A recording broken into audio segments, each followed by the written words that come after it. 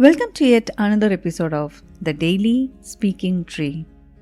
Can you imagine being told that your most intimate conversations with God are nothing but figments of your imagination?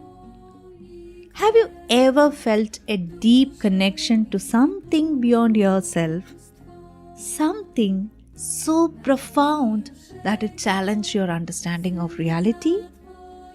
In today's episode, we delve into the extraordinary life of Saint Faustina Kowalska, a simple nun who experienced extraordinary encounters with God. Her diary, a raw and intimate account of her spiritual journey, offers profound insights into faith, doubt, and divine mercy. We will explore a pivotal moment in her life, a moment of intense spiritual struggle and a subsequent encounter that would forever change her path. Let's embark on this journey together as we uncover the depths of her faith and the unwavering love of God. Let's read diary number 172. The priest who preached the retreat came from America. He had come to Poland for only a short time, and it so happened that he conducted our retreat. A deep interior voice was reflected from his person. His bearing testified to the greatness of his spirit. Mortification and recollection characterized this priest. But despite these great virtues, I experienced much difficulty in revealing my soul to him in regard to graces received. As for the sins, it is always easy to do so. But in respect to graces, I really have to make a great effort. And even then, I do not tell everything. Satan's temptations during meditation. I felt a strange fear that the priest would not understand me, or that he would have no time to hear everything I would have to say. How am I going to tell him all this? If it were Father Bukowski, I could do it more easily. But this Jesuit, whom I am seeing for the first time, then I remembered Father Bukowski's advice that I should at least take brief notes of the lights sent to me by God during the retreats and give him at least a brief report on them. My God, for a day and a half all has gone well, and now a life and death struggle is beginning. The conference is to start in an hour, and then I am to go to confession.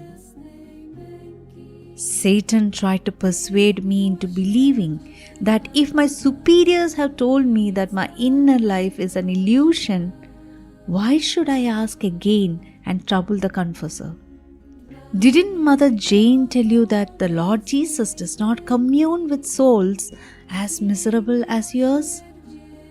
This confessor is going to tell you the same thing. Why speak to him about all this? These are not sins, and Mother X told you that all this communing with Lord Jesus was daydreaming and pure hysteria. So why tell it to this confessor? You would do better to dismiss all this as illusions. Look, how many humiliations have you suffered because of them? And how many more are you still awaiting you? And all the sisters know that you are a hysteric. Jesus, I called out with all strength of my soul. At that moment, the priest came in and began the conference. He spoke for a short time, as if he were in a hurry. After the conference, he went over to the confessional. Seeing that none of the sisters were going there, I sprang from my kneeler and in an instant was in the confessional. There was no time to deliberate. Instead of telling the Father about the doubts that had been sown in me in respect to my dealings with the Lord Jesus, I began to speak about these temptations I have just described above.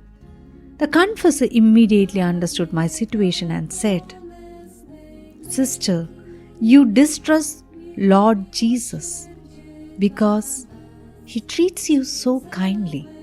Well, sister, be completely at peace. Jesus is your master, and your communing with Him is neither daydreaming, nor hysteria, nor illusion. Know that you are on the right path. Please try to be faithful to these graces. You are not free to shun them. You do not need at all, sister, to tell your superiors about these interior graces, unless Lord Jesus instructs you clearly to do so. And even then, you should first consult with your confessor. But if the Lord Jesus demands something external, in this case, after consulting your confessor, you should carry out what he asks of you, even if this costs you greatly. On the other hand, you must tell your confessor everything. There is absolutely no other course for you to take, sister. Pray that you may find a spiritual director, or else you will waste these great gifts of God.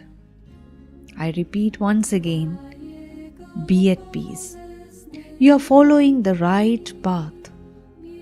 Take no heed of anything else, but always be faithful to the Lord Jesus, no matter what anyone says about you.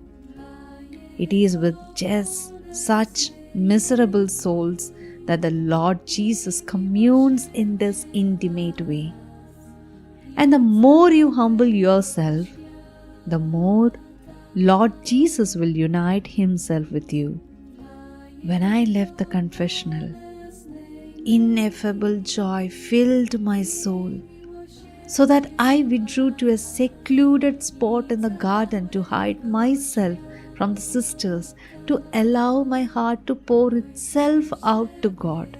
God's presence penetrated me, and in an instant, all my nothingness was drowned in God.